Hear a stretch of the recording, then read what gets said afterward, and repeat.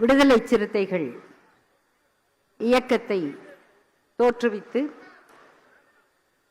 லட்சக்கணக்கான இளைஞர்களை ஒரு லட்சியத்தின் வழியில் வழிநடத்தி கொண்டிருக்கின்ற எழுச்சி தமிழர் தோழர் தொல் திருமாவளவன் அவர்களே,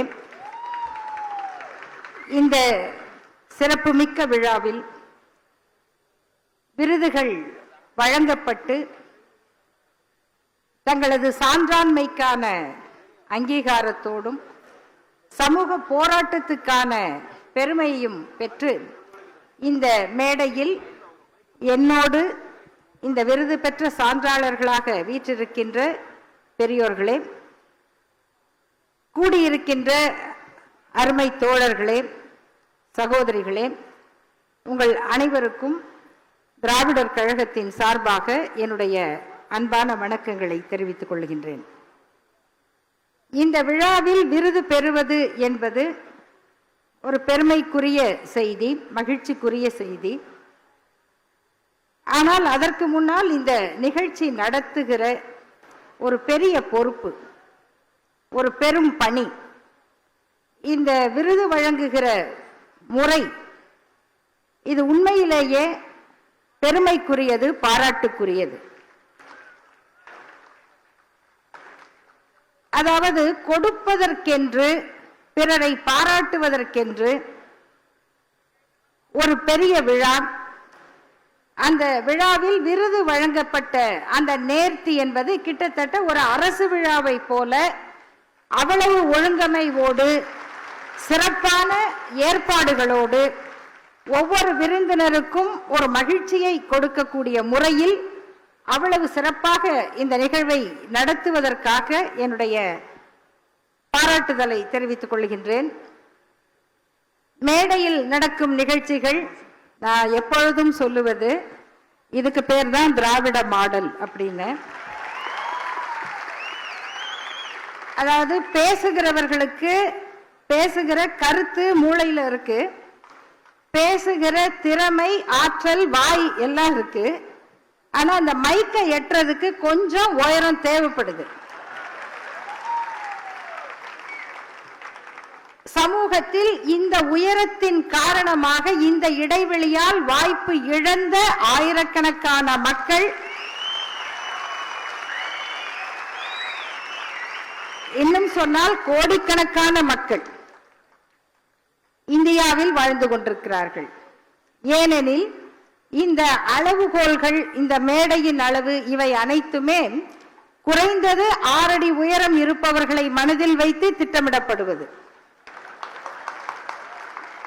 பேருந்து படிக்கட்டு கூட பெண்களை மனதில் வைத்து வரையப்படுவது அல்ல. ரயில் பெட்டியிலே பெண்கள் பெட்டி என்பது பக்கத்து ஊரில் தான் நிற்கும். அவர்கள் பெரும்பாலும் பிளாட்பாரத்தில் இறங்குவதில்லை, தண்டவாளத்தில் தான் குதிக்கிறார்கள். இப்படிப்பட்ட இந்த அமைப்புக்கிடையில் இந்த மேடை நிகழ்வுகளை எப்படி நேர்த்தியாக நடத்துகிறார்களோ அதை போல கூடியிருக்கிற உங்களுடைய அன்பு, மகிழ்ச்சி, ஆரவாரம், இவற்றுக்கிடையில் இந்த விருதை பெறுவது என்பது ஒரு பெருமிதமான உணர்வை தருகிறது என்கிற மகிழ்ச்சியை உங்களோடு பகிர்ந்து கொள்கிறேன். தோழர் திருமா அவர்கள் என்னுடைய நண்பர், எனது கல்லூரி தோழர்.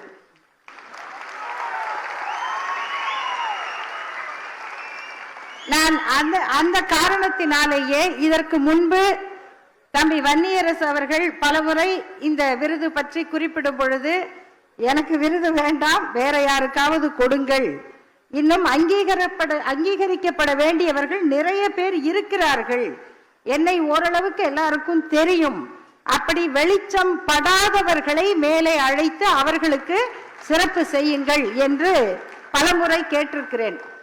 இந்த முறை தோழர் ரவிக்குமார் அவர்கள் என்னிடம் இந்த விருதை நீங்கள் ஏற்றுக்கொள்ள வேண்டும் என்று கேட்டபோது கூட நான் மறுப்பதற்கும் தயங்குவதற்கும் வேறொன்றும் காரணம் இல்லை, இன்னும் யாருக்காவது அது கிடைக்க வேண்டும் என்பதுதான். அவர்களுக்கு அது ஒரு பெருமிதத்தை, மகிழ்ச்சியை கொடுக்கும் என்பது. ஆனால் தோழர் சொன்னார், உங்களுக்கு கொடுக்காவிட்டால் ஏன் அவர்களுக்கு கொடுக்கவில்லை என்ற கேள்வியும் எங்களுக்கு வரும். ஆகவே அந்த சங்கடமும் ஏற்படக்கூடாது என்கிற அந்த பொறுப்புணர்வோடு இந்த விருதினை ஏற்றுக்கொள்வது மகிழ்ச்சியாக இருக்கிறது. இந்த நேரத்தில் இங்கு கூடியிருக்கிற உங்களுடைய இந்த உணர்ச்சி, தோழர் சிக்கந்தர் அவர்கள் சொன்னார், எல்லோரும் குறிப்பிட்டார்கள் ஜூன் 4க்கு பிறகு என்று.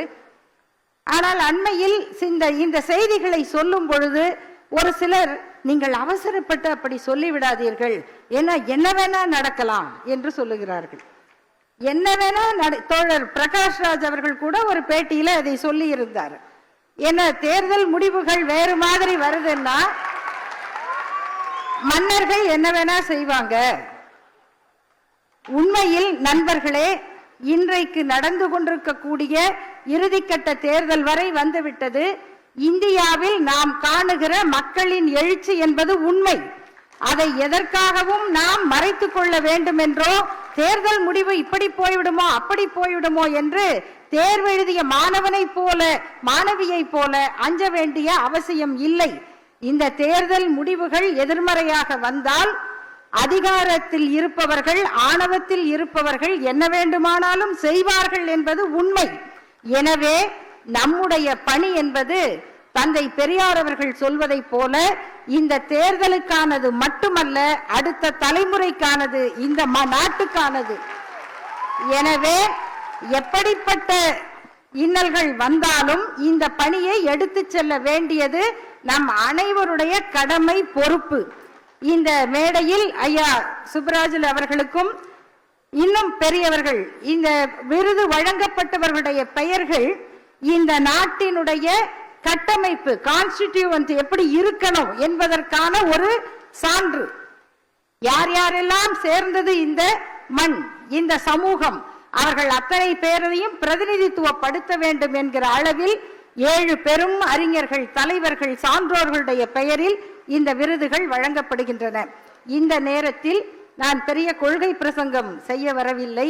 ஆனால் என்னுடைய வேண்டுகோளாக, அடுத்த ஆண்டு இந்த விருதுகளை வழங்கும் பொழுது இந்த தமிழ்நாட்டினுடைய அரசியல் வரலாற்றில், பொது வாழ்க்கையில் தனித்தடம் பதித்த அம்மையார் மீனாம்பாள் சிவராஜ் அவர்கள் பெயரிலும் 1910-15 ஆண்டுகளில் தொடங்கி தேவதாசி முறையை ஒழிப்பதற்காக தனிப்பெண்ணாக நின்று போராடிய மூவலூர் ராமாமிர்தம் அவர்களுடைய பெயரிலும் சமூகத்தில் போராடுகிற பெண்களுக்கு 2 விருதுகளை விடுதலை சிறுத்தைகள் கட்சி அளிக்க வேண்டும் என்ற கோரிக்கையும், அந்த முதல் விருதுக்கான தொகையை நான் ஏற்றுக்கொள்கிறேன் என்கிற அறிவிப்பையும் வழங்கி, ஏனென்றால் பெண்களுடைய முக்கியத்துவம் என்பது காலகாலமாக பெண்களின் பங்களிப்பில்லாமல் எந்த இயக்கமும் இல்லை.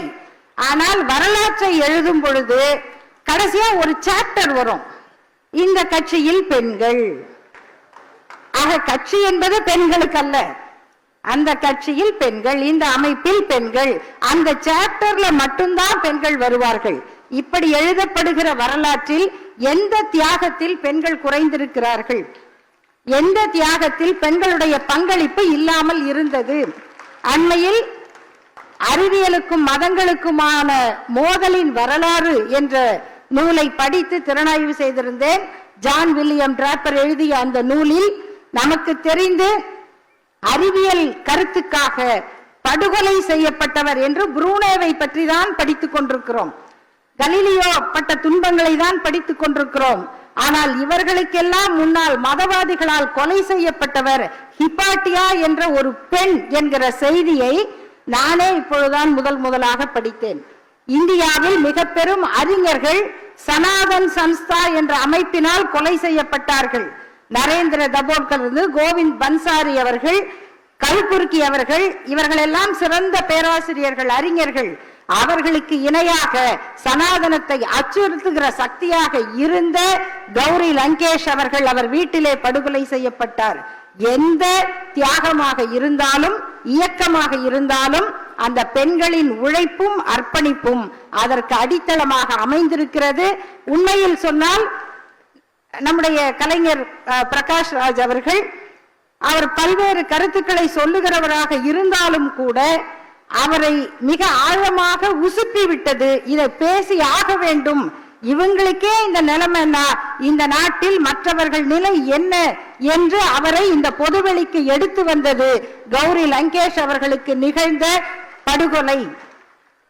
இப்படிப்பட்ட வரலாற்று செய்திகளை எந்த காலத்திலும் நாம் நினைவில் வைத்துக் கொண்டிருக்க வேண்டும் என்கிற ஒரு வேண்டுகோளோடு இந்த விருதினை தந்தை பெரியார் பெயரில் பெரியார் ஒளி என்கிற விருது, அவர்கள் பாராட்டில் குறிப்பிட்டது போல 4 வயதில் நான் புரட்சி கவிஞர் பாரதிதாசன் அவர்கள் கவிதையோடு மேடை ஏறினேன்.